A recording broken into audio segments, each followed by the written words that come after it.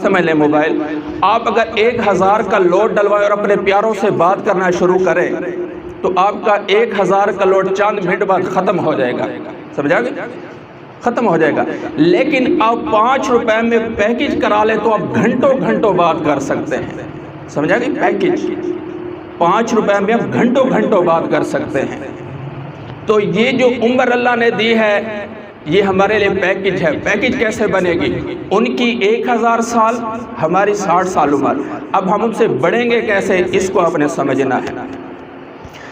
رمضان آ رہا ہے، اذا دخل رمضان، رمضان جیسا انٹر ہوتا ہے فتحت ابواب الجنہ، جنت کے سارے دروازے کھل گئے، وغلقت ابواب النار، جہنم کے دروازے بند ہو گئے، وسلسلت الشیاطین، سرکش شیاطین کو قید کر دیا گیا ہے۔ جو رمضان میں وفات پائے گا سیدھا وہ جنت میں بغیر حساب کتاب کے جائے گا۔ رمضان آ رہا ہے، میرے حبیب کی جو امت ہے ان کا نفل فرض کے برابر کر دو اور فرض 70 فرض کے برابر کر دو۔ تراویح کے ہر سجدے پہ 1500 نیکی ہے، پیکج۔ تراویح کے ہر سجدے پہ 1500 نیکی ہے۔ یہ آپ 40 سجدے 60,000 نیکی ایک وقت میں، ایک روزے میں آپ 60,000 نیکی لے کے جاؤ گے ہر رات، 60,000 نیکی۔ ہر تراویح کے اوپر جنت میں ایک محل سرخ یاقوت کا، اس کے سونے چاندی کے 60,000 دروازے ہوں گے۔ پیکج ہے اس امت کے لیے۔ بنی اسرائیل کے ایک شخص نے 80 سال اللہ کے راستے میں جہاد کیا۔ اب اس امت کو اللہ نے بڑھانا ہے، ساری امت پہ کیا ہے؟ فوقیت، غلبہ حاصل کرنا ہے۔ صحابہ نے کہا 80 سال جس نے اللہ کے راستے میں جہاد کیا، ہماری تو ٹوٹل عمر 80 سال ہی ہے۔ اللہ پیکج دینے لگے ہیں۔ فلسفہ رمضان، لیلۃ القدر خیر من الف شہر، یہ 84 سال کا بیش بنتے ہیں، 83-84 سال بنتے ہیں۔ اللہ فرمانے لگے ایک رات دینے لگا ہوں اپنے حبیب کی امت کو، ایک رات قیام کرو۔ قیام کا مطلب یہ نہیں کہ عشاء کے بعد کھڑے ہو جاؤ صبح تک، 2 نفل پڑھ لو، 4 پڑھ لو، 10 پڑھ لو، آدھا سپارہ پڑھ لو، جتنا بھی پڑھنا ہے پڑھ لو۔ 10 منٹ قیام کیا آپ نے، آدھا گھنٹہ قیام کیا، 1 گھنٹہ قیام کیا، حسب توفیق جتنے اللہ نے آپ کو استطاعت دی ہے، توفیق دی ہے۔ ایک رات آپ قیام کر کے جاؤ گے، 84 سال کی عبادت کا اجر لے کے جاؤ گے۔ اور امت سے بڑھ رہے نا، تو یہ رمضان ہے، یہ پیکج ہے ہمارے لیے۔ اس لیے تو نہیں فرمایا آپ نے کہ ہلاک ہوا وہ شخص، برباد ہوا وہ شخص جس نے رمضان جیسا مہینہ پایا اور اپنی بخشش کروا کے جنت میں نہ گیا۔ پیکج ہے، پیکج۔ ہر سجدے پہ 1500 نیکی۔ آگے چلتے ہیں۔ ایک دن کا اعتکاف جس نے کیا، ایک دن کا اعتکاف، 3 خندقیں وہ جہنم سے دور ہو جائے گا۔ یا رسول اللہ 3 خندقیں کسے کہتے ہیں؟ کیا مراد 3 خندقوں سے؟ ہم نے فرمایا میرے صحابہ، ایک خندق کا فاصلہ زمین اور آسمان جتنا ہے، اتنا وہ جہنم سے دور ہو جائے گا۔ اس امت کے لیے کیا ہے؟ پیکج۔ کنتم خیر امت، لاڈلی امت دی اللہ نے۔ تو اس کے باوجود بھی اگر ہم اس کو غنیمت نہ سمجھے، یہ ہماری ہلاکت ہے۔ تو قرآن اور رمضان لازم اور ملزوم ہے، ٹھیک ہے نا؟ شہر رمضان الذی انزل فیہ القرآن، سارا آسمانی علم رمضان کے اندر آیا۔ ابراہیم علیہ السلام پہ جو صحائف نازل ہوئے 1 رمضان کو، 6 رمضان کو موسیٰ علیہ السلام پر توریت، 12 کو زبور حضرت داؤد علیہ السلام پر، 18 کو انجیل حضرت عیسیٰ علیہ السلام پر، اور 23 رمضان کو آپ صلی اللہ علیہ وسلم پر قرآن نازل ہوا۔ قرآن کہاں تھا؟ فی لوح محفوظ، فی لوح محفوظ، لوح محفوظ میں تھا۔ یہ جو لیلۃ القدر والی رات ہے، یہ لوح محفوظ سے پہلے آسمان پر ایک ہی بار الحمد سے لے کر والناس تک پورے کا پورا قرآن اتار دیا گیا اس رات میں۔ پھر تھوڑا تھوڑا کر کے وقت کے مطابق، تقاضوں کے مطابق 23 سال میں تھوڑا تھوڑا کر کے نازل ہوتا رہا۔ تو قرآن کیا ہے؟ شہر رمضان الذی انزل فیہ القرآن۔ تو عزیزان محترم، ہم نے یہ سمجھنا ہے کہ قرآن کلام کس کا ہے۔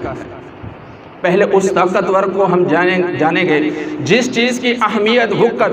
ایک شخص ہے مثلا ایک عام سول وردی میں ہے، میں اس کے ساتھ ایک عام جیسا رویہ کروں گا، اگر کوئی مجھے بتا دے یہ میجر ہے، یہ کرنل ہے، یہ آئی جی ہے، یہ ڈی ایس پی ہے، یہ اسسٹنٹ کمشنر ہے، ہمارا بھی کیا ہے، ہم بھی سٹینڈ ایسے سیدھے کھڑے ہو جائیں گے، سلام کرنے کا ہمارا سٹائل بھی بدل جائے گا، سامنے وہ شخص اس کی اہمیت ہماری نظروں میں آ گئی، اور ہمارے جیسا مولوی آئے گا اس کو کوئی پوچھے گا بھی نہیں، کیونکہ مولویوں کی اہمیت وقت اس کی نظروں میں نہیں ہے۔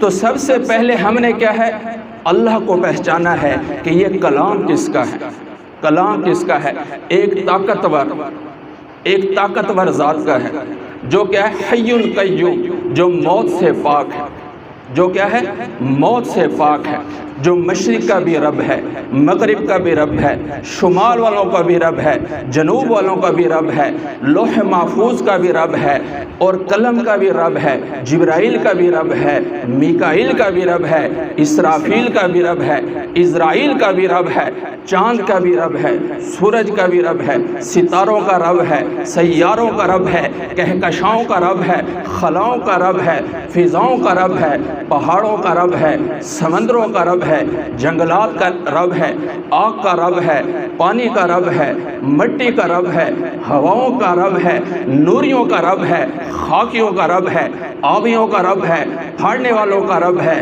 چنگھاڑنے والوں کا رب ہے، یہ ساری کائنات کا وہ رب ہے، طاقتور۔ مختصر ٹائم ہے، اس اللہ کو ہم نے پہچانا ہے، پھر جس پہ نازل ہو رہا ہے، پانی تھوڑا سا پانی، جس پہ نازل ہو رہا ہے اس ہستی کو بھی ہم نے پہچانا ہے، پھر ہم کلام کی طاقت کو سمجھیں گے۔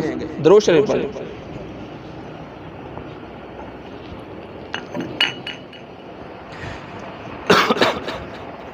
جس ہستی پہ نازل ہو رہا ہے وہ کون ہے؟ حضور پاک صلی اللہ علیہ وسلم۔ وہ کون ہے؟ وہ فرماتے ہیں جس طرح میں آگے دیکھتا ہوں اس طرح میں پیچھے بھی دیکھتا ہوں۔ سمجھنا ہے اس کو، جس طرح میں آگے دیکھتا ہوں اس طرح میں پیچھے بھی دیکھتا ہوں۔ زمین پہ کھڑے ہو کے جو ثریا کے 11 ستاروں کو گن لے، یہ وہ ہستی ہے، یہ وہ ہستی، اس کو پہچانا ہے، جس کا پیشاب بھی پاک ہے، جس کا پاخانہ بھی پاک ہے، جس کے اوپر کبھی مکھی نہیں بیٹھی، جس کو کبھی اونگ نہیں آئی، جو دن کو ایسے دیکھتا ہے، ہم رات میں ہمیں نظر نہیں آتا، ہمارے نبی فرماتے ہیں میں رات کو بھی ایسا دیکھتا ہوں جیسے دن کو دیکھتا ہوں۔ یہ ہمارے نبی ہیں جس کی پوری پیڑھی محفوظ ہیں، اس لیے میں ہر بیان میں سننا سمجھ کے سناتا ہوں امت کو، کیونکہ ہر بار نیا مجمع ہوگا۔ اپنے نبی کو بھی پہچان ہے جس پہ یہ کلام کہ میں محمد بن عبداللہ بن عبد المطلب بن ہاشم بن عبد مناف بن قصی بن کلاب بن مرہ بن کعب بن لؤی بن غالب بن فہر بن مالک بن نضر بن کنانہ بن خزیمہ بن مدرکہ بن الیاس بن مضر بن نزار بن معد بن عدنان بن عود بن حمیسہ بن سلیمان بن عوز بن بوز بن قموال بن ابی بن عوام بن ناشر بن حذا بن بلداد بن یدلاف بن تابع بن جاہم بن ناحش بن ماخی بن عیفی بن ابکر بن عبی بن عدوا بن حمدان بن سنبر بن یثربی بن یحزن بن یلحن بن ارعوا بن عیزی بن ذیشان بن عیسر بن اکنان بن ایحام بن مقصر بن ناحج بن زارع بن سمی بن مزی بن عوض بن ایران بن کیدار بن اسماعیل بن ابراہیم بن عزر بن ناہور بن سروج بن رعو بن فائج بن عابر بن ارفخشاد بن سام بن نوح بن لامک بن متوشالہ بن ادریس بن یرد بن ملحقین بن کینان بن آنون بن شیش بن آدم علیہ السلام۔ اس ہستی کے اوپر قرآن نازل ہوئے، ولد مختونا مسرورا، میرے لال جب پیدا ہوئے، آمنہ فرماتی ہیں رضی اللہ عنہ، بچہ جب باہر آتا ہے آلائش ہوتی ہے، گند ہوتا ہے، میرا لال جب باہر آئے تو ایسا تھا جیسے غسل لے کے ابھی کسی نے باہر بھیجا ہو، بالکل ناف پہلے سے کٹی ہوئی تھی، ناف پہلے سے کٹی ہوئی تھی، جیسے باہر آتے ہیں ایک نور چھا گیا، ایک نور چھا گیا۔ آمنہ رضی اللہ عنہ کہاں ہے؟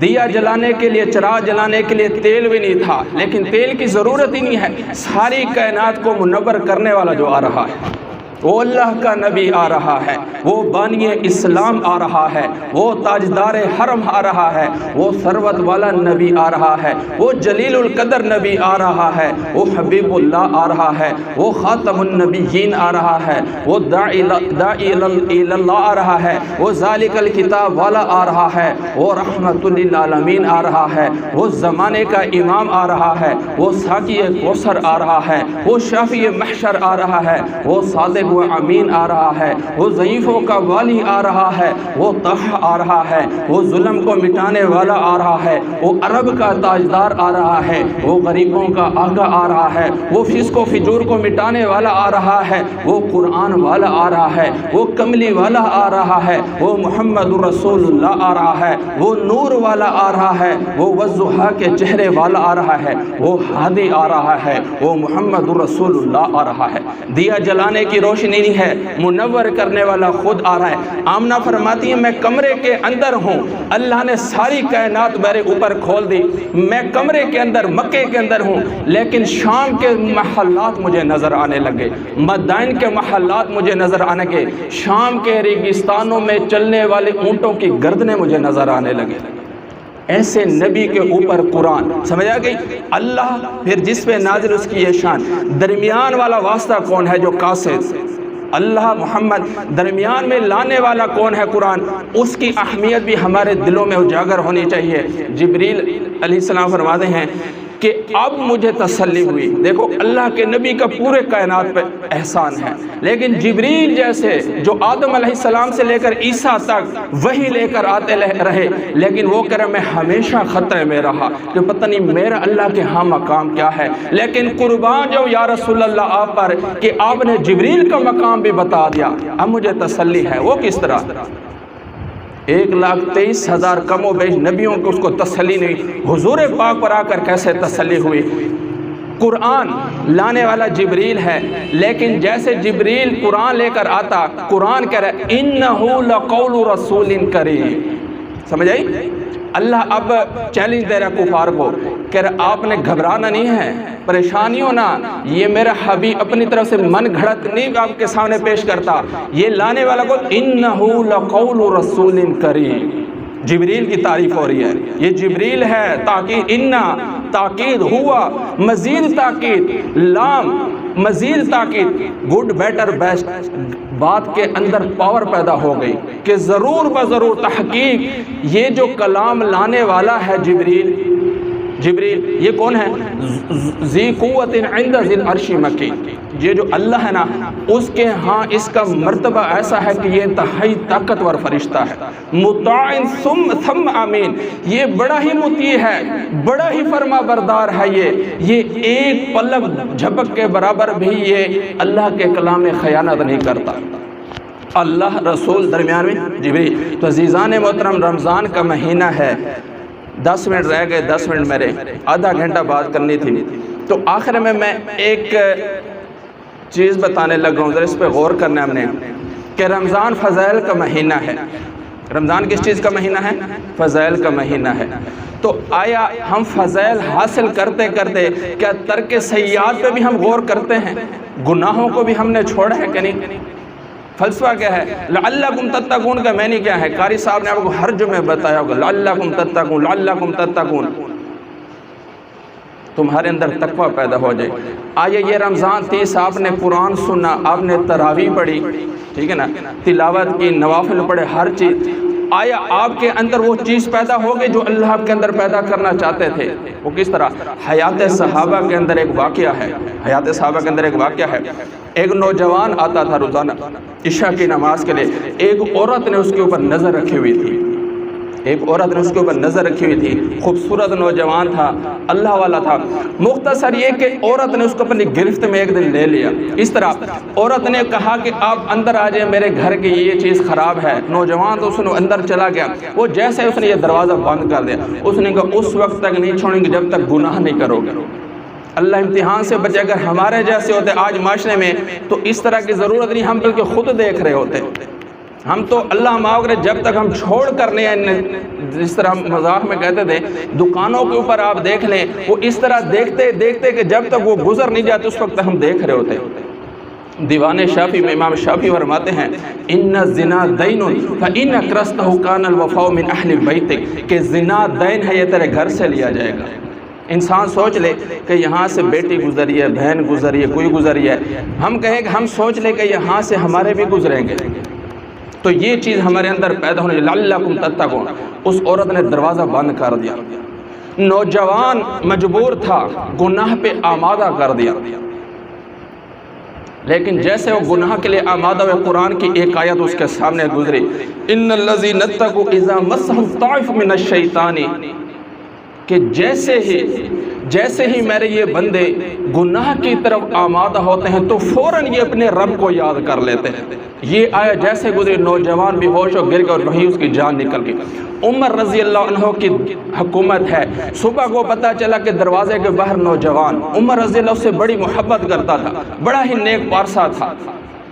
عمر رضی اللہ کو جب پتہ چلا کہ یہ معاملہ تھا، عمر رضی اللہ نے خود اس کا جنازہ پڑھایا، خود غسل کفن دفن سارا کیا، قبر پہ کھڑے ہو گئے، قبر پہ کھڑے ہو گئے، قرآن کی آیت پڑھی وَلِمَنْ خَافَ مَقَامَ رَبِّهِ جَنَّتان، جو اللہ کے سامنے کھڑا ہونے سے ڈرا اس کے لیے دو جنتیں ہیں، دو جنتیں ہیں۔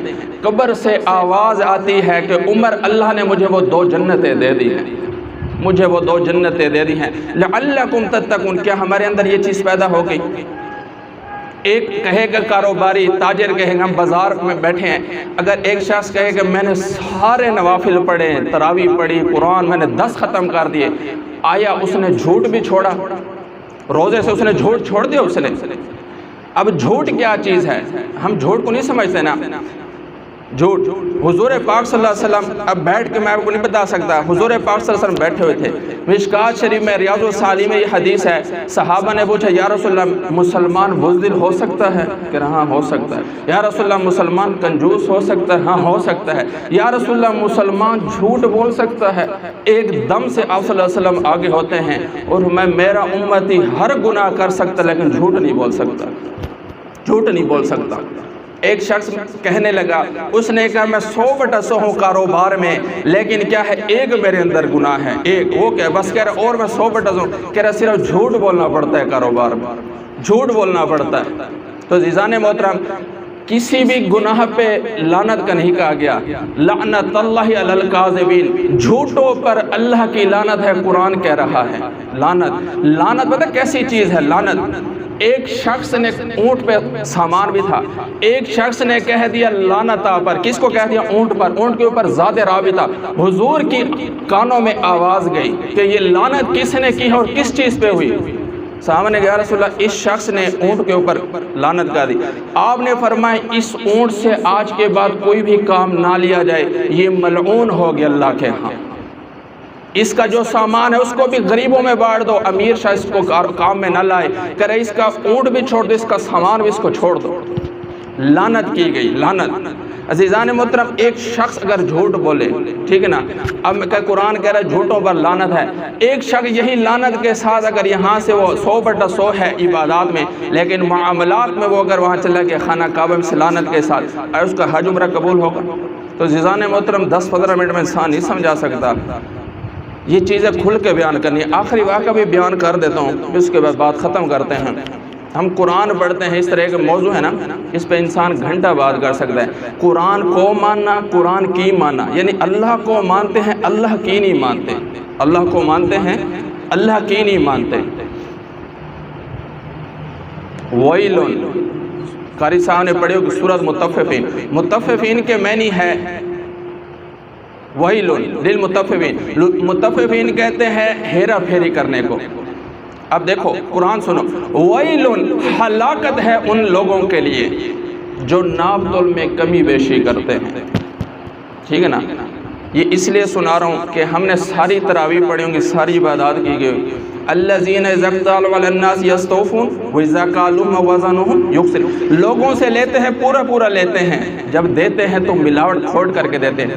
اللہ کی قسم، اللہ کی قسم، آپ قرآن اٹھا کے دیکھ لیں، احادیث دیکھ لیں، قاری صاحب کہیں کہ آپ ڈھونڈنا شروع کریں، آپ کو کہیں بھی نظر نہیں آئے کہ نماز روزے زکوٰۃ سے کسی کی بخشش ہوئی ہو۔ بڑے سے بڑے محدث کو اٹھا کے دیکھ لیں، امام غزالی جیسے کو بھی، آپ کو اگر کہیں نظر آ گیا کہ عبادات سے جس کی بخشش ہوئی ہے تو پھر مجھے آگے میرا گربان پڑھ لیں، مجھے بھی دکھانا کہ عبادات سے اس کی بخشش ہوئی۔ عبادات تو ایک چیزیں تو کرنی ہے، معاملات۔ اب یہ میں نے واقعہ بیان کر دیا، اب اس کی ذرا حدیث سن لو، اس کے ذیل میں جو واقعہ فقی ابو اللیث سمرقندی تنبیہ الغافلین میں واقعہ نقل کرتے ہیں، ایک شخص کی موت ہوتی ہے۔ ابن عباس اس وقت اس دھرتی پہ مفسر قرآن موجود تھے، شخص کے لیے قبر کھودی گئی، قبر کھودتے تھے اندر سے سانپ نکلتا ہے، لوگ دہشت زدہ ہو گئے، قبر چھوڑ دی، دوسری قبر کھودی پھر سانپ، تیسری قبر کھودی پھر سانپ، لوگ پریشان ہو گئے۔ ایسے حال میں لوگ پھر علماء کی طرف رجوع کرتے ہیں۔ اس وقت جو دھرتی پہ موجود تھا وہ ابن عباس موجود تھا، ابن عباس کے بعد تشریف لے گئے کہ حضرت یہ معاملہ ہوا ہے۔ تھوڑی دیر کے لیے اس نے نظریں جھکائیں، ایسے سوچا، اس نے کہا کہ آپ ایسے کرو، اس شخص کو اس قبر میں اس سانپ کے ساتھ ہی دفن کر دو، اس کے ساتھ ہی دفن کر دو، بند کر دو۔ کیوں؟ اگر آپ ساری دھرتی کو قبر بنا دو گے نا، اسی طرح سانپ نکلے گا۔ دور اندیش تھا، صحابی رسول کا سمجھتا تھا، اس کو سانپ کے اندر دفن کیا کرنا تھا، پھینک اوپر سے مٹی ڈال کے آگے بیوی سے پوچھتے ہیں، عزیزان محترم سننا، بیوی سے آ کر معاملہ پوچھتے ہیں۔ تنبیہ الغافلین مستند کتاب ہے، مستند کتاب ہے تنبیہ الغافلین۔ بیوی سے پوچھتے ہیں کہ یہ شخص دنیا میں اس کے اپنی آنکھوں سے ہم اس کا عذاب دیکھنے لگے، ایسا اس کا کیا عمل تھا کہ ہم بھی دیکھتے تھے، 5 وقت کا نمازی تو تھا مسجد نبی کا، سر پہ امامت، داڑھی، سنت، ہر چیز تھی، ماتھے پہ محراب، یہ کیا ہوا؟ اس نے کہا میں اس کے ساتھ بڑا لڑتی تھی، بعض اوقات بیویاں بیچاری نیک ہوتی ہیں، پارساں ہوتی ہیں، لیکن شوہر بات نہیں مانتا۔ اس نے کہا میں نے اس کو بڑا سمجھایا کہ اس کا یہ صرف کام تھا کہ یہ گندم میں جو کو ملا دیتا تھا، تھوڑی سی مٹی ڈال کے، تھوڑا سا پانی ڈال کے اس کا وزن بڑھا دیتا، صرف اتنا اس کا کام تھا۔ وَيْلٌ ہلاکت ہے نام تو میں کمی کرنے والے۔ اس لیے عزیزان محترم کبھی ہم اپنی نمازوں پہ، داڑھیوں پہ، اماموں پہ یہ چیزیں ضروری ہیں، اس پہ کبھی ہم نے نہیں بھولا۔ معاملات معاف نہیں ہوں گے، ہزاروں واقعات ہیں، ٹھیک ہے نا، ٹائم ختم ہو گیا۔ آخری ایک وہ سن لیں خوشخبری، ابھی دوست نے سعودی عرب میں ہے، کلاس فیلو تھا، اللہ نے اس کو کیا کہتے اس کی سعادت، اس کا نصیب جا کر وہیں امامت کر رہا ہے مکے کے اندر ریاض میں۔ اس نے علامہ ابن رجب حنبلی کا حوالہ بھیجا، لطائف المعارف قرآن بھی کتاب ہے، اس کا حوالہ لطائف المعارف، علامہ رجب ابن حنبلی بہت بڑی ہستی ہے اہل علم کے ہاں، اور دوسرا ہے ابن تیمیہ رحمہ اللہ، بڑی ہستی ہیں، انہوں نے بتایا، یہ حوالہ بھیجا۔ آج عزیزان محترم کون سی رات ہے اور اس کے علاوہ کون سی رات ہے؟ یہ وہ والی رات ہے جس میں آپ صلی اللہ علیہ وسلم نے عمر کو مانگا تھا۔ یہ کون سی رات ہے؟ جس میں آپ صلی اللہ علیہ وسلم نے عمر کو مانگا تھا، اللہم اعز الاسلام بعمر بن الخطاب۔ لوگ ابو جہل کا نام پیش کرتے، وہ نہیں ہے۔ اے اللہ اسلام کو عزت دے، اسلام کو عزت دے، عمر بن خطاب کو اسلام کی توفیق دے کر۔ جمعرات والے دن اس رات دعا کی تھی، اس رات، اور اگلے دن عمر کیا ہے، کلمہ پڑھ کے مسلمان ہو گیا۔ پھر واقعہ بڑا ہے، قرآن نے زندگیاں بدلی ہیں، یہ بھی ایک علیحدہ موضوع ہے۔ قرآن نے اننی انا اللہ لا الہ الا، اب یہ آیت پہ میں غور کرتا ہوں، آپ بھی غور کرنا۔ عمر رضی اللہ اس آیت کو دے کر سورۃ طٰہٰ کی، بہن نے ہاتھ نہیں لگانے دیا تھا، اب عمر رضی اللہ تلوار حائل کیے ہوئے آ رہے ہیں، کس کو؟ حضور پاک صلی اللہ علیہ وسلم کا سر نعوذ باللہ لینے کے لیے۔ ابو جہل نے کہا تھا جو اللہ کے نبی کو شہید کرے گا اس کو 100 اونٹ ملیں گے، 100، کوئی بھی نہیں کر سکتا تھا۔ عمر کھڑا، اس نے کہا یہ کام میں کروں گا، تلوار حائل کیے ہوئے مختصر یہ راستے ملے، بہن کے پاس آئے تو ایک صحیفہ، تو اس پہ ایک آیت لکھی ہوئی تھی، اننی انا اللہ لا الہ الا انا فاعبدنی واقم الصلاۃ لذکری۔ اب یہ آیت کتنی خوبصورت ہے، اننی، اے عمر تو کس کا دین مٹانے کے لیے آ رہا ہے؟ اے عمر تو کس کو مٹانے کے لیے آ رہا ہے؟ اننی، تو مجھے مٹانے کے لیے آ رہا ہے، انا اللہ لا الہ الا انا۔ یقین کریں، آپ اس کو سوچتے جائیں آپ کے جسم کے بال کھڑے ہو جائیں گے۔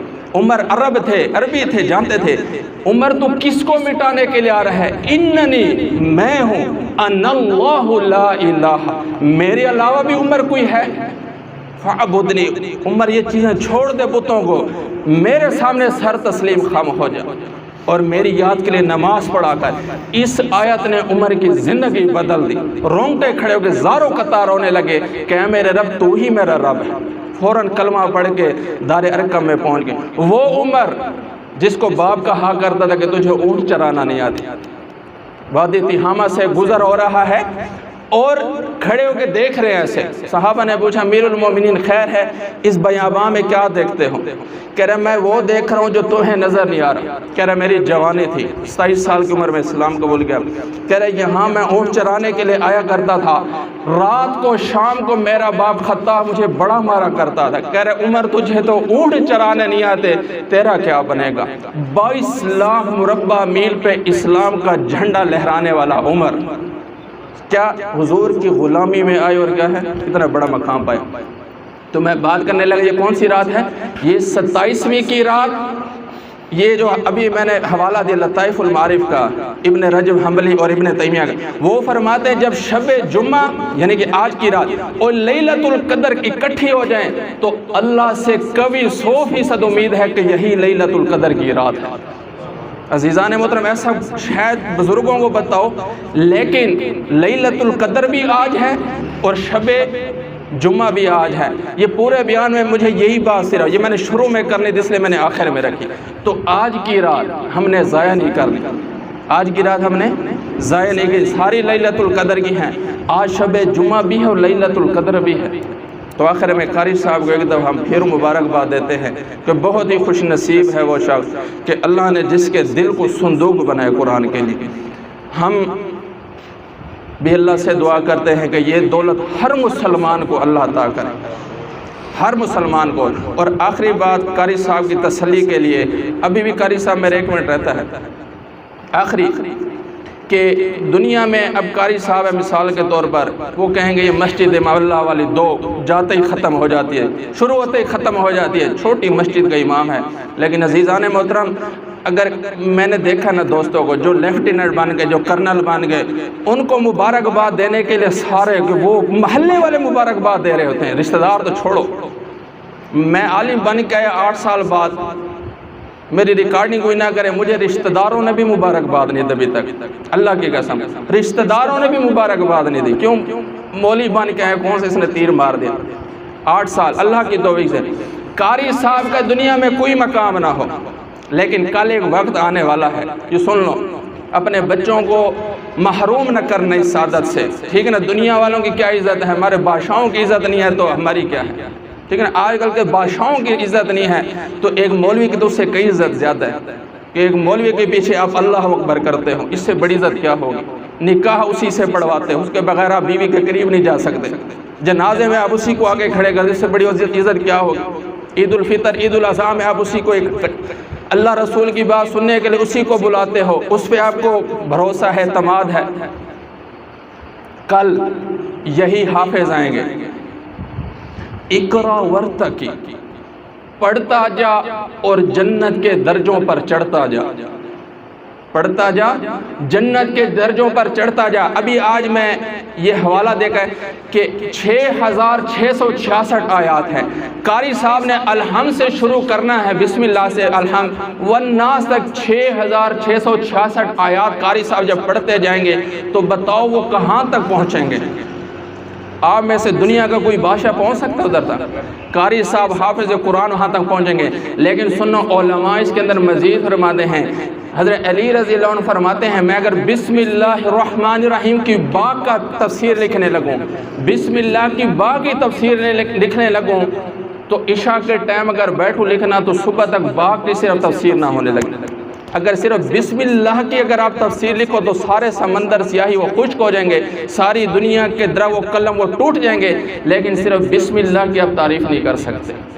ٹھیک، قاری صاحب سے کہا جائے گا حافظ قرآن جتنے بھی اگر ادھر بیٹھے ہیں پڑھتا جا اور جنت کے درجوں پہ چڑھتا جا، تو بسم اللہ میں ایک سمندر ہے، اس سمندر کے درجات جتنے اس کو عبور کرے گا، الحم سے لے کر والضالین تک جتنی آیات ہیں، اگر اس کے اندر ہزاروں کروڑوں لاکھوں احکامات ہیں، اس کے اندر قاری صاحب حافظ صاحب غوطہ لگاتے جائیں گے، یہ درجات ہیں، وہ چڑھتا جائے گا آخری جہاں تک اس کا والناس آئے گا، اور آخر میں کہا جائے گا قاری صاحب سے کہ یہ آپ کے سامنے لوگ ہیں، اس میں رشتہ دار بھی ہوں گے، اللہ بچائے مسلمانوں کو، بس اللہ نے کرنا جو ہے، یہ سامنے وہ لوگ ہیں جن کے اوپر جہنم واجب ہو چکی ہے، یہ انہوں نے جہنم کے اندر جانا ہی جانا ہے، اللہ کے کاغذوں میں ان کا فیصلہ ہو گیا۔ قاری صاحب حافظ صاحب آپ انگلی اٹھائیں، آپ انگلی اٹھاتے جائیں، اشارہ کرتے جائیں، آپ کے اشارے کے تو خیر ان کو ہمیشہ ہمیشہ کی جہنم سے نکال کر جنت میں داخل کر دوں گا۔ 10 ایسے اشخاص کو یہ جن پہ جہنم واجب ہو چکی ہے، حافظ قرآن ان کی بخشش کروائے گا۔ تو ہمیں تو حافظ قرآن کے قدموں ہاتھوں پہ اٹھانا جائے، ان کو تو ہاتھوں پہ اٹھانا جائے کہ کل شاید یہ ہماری سفارش کرا سکے۔ تو کوشش کریں گے نا اس عادت کو ہمارے گھروں میں، ہماری بہنوں میں، اگر 3 بچے ہیں 4 بچے ہیں تو اگر ہو سکے تو سب بچوں کو ہم حافظ قرآن بنیں۔ اس دولت سے وہ کتنا خوش نصیب شخص ہے، ایک باپ اگر وہ دیکھ رہا ہے اس کا بیٹا مصلی پہ کھڑا اور والناس تک سارا قرآن سنا دیتا ہے۔ اللہ پاک ہمیں عمل کرنے